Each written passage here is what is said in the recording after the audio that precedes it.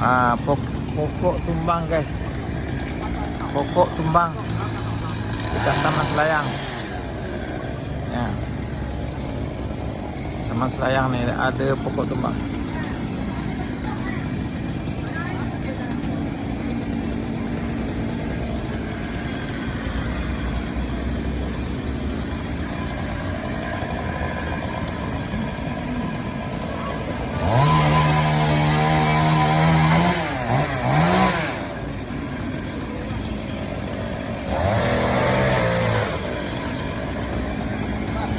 Jadi petang tadi di Selayang.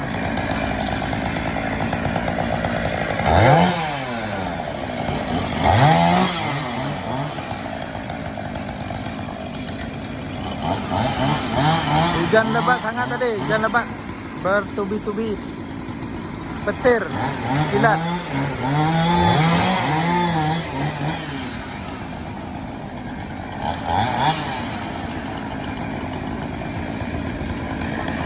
Masih baik orang dia tak cedera guys. Masih baik, tak apa-apa. Semua selamat. Orang dia sempat keluar.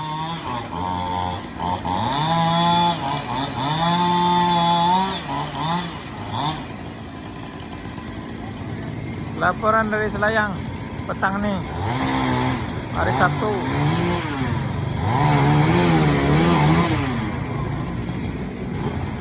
Hujan lebat tadi.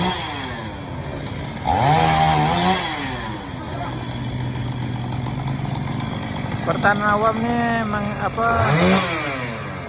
membantu untuk melancarkan perjalanan.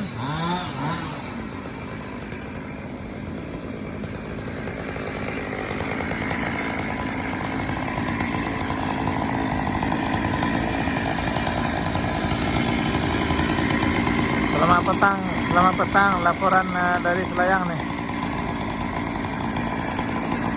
Pokok tumbang.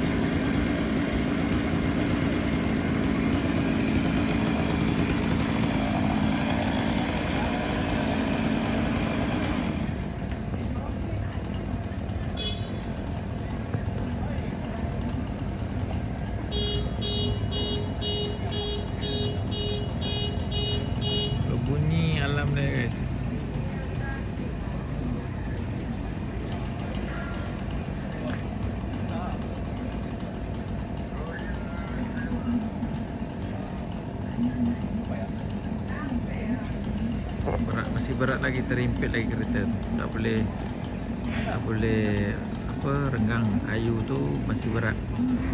Kalau boleh potong dulu kayu tu sikit lagi, baru dia ringan sikit, dia baru dia ni.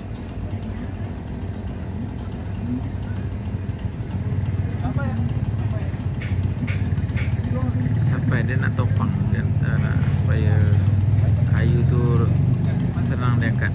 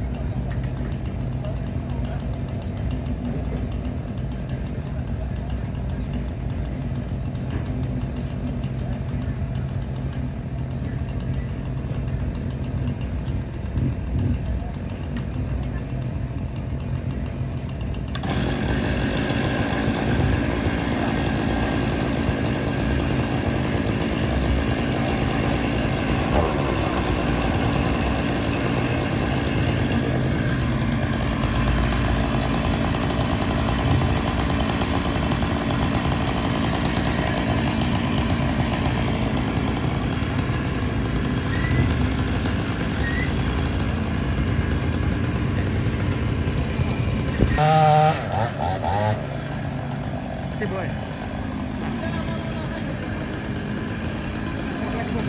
Lah.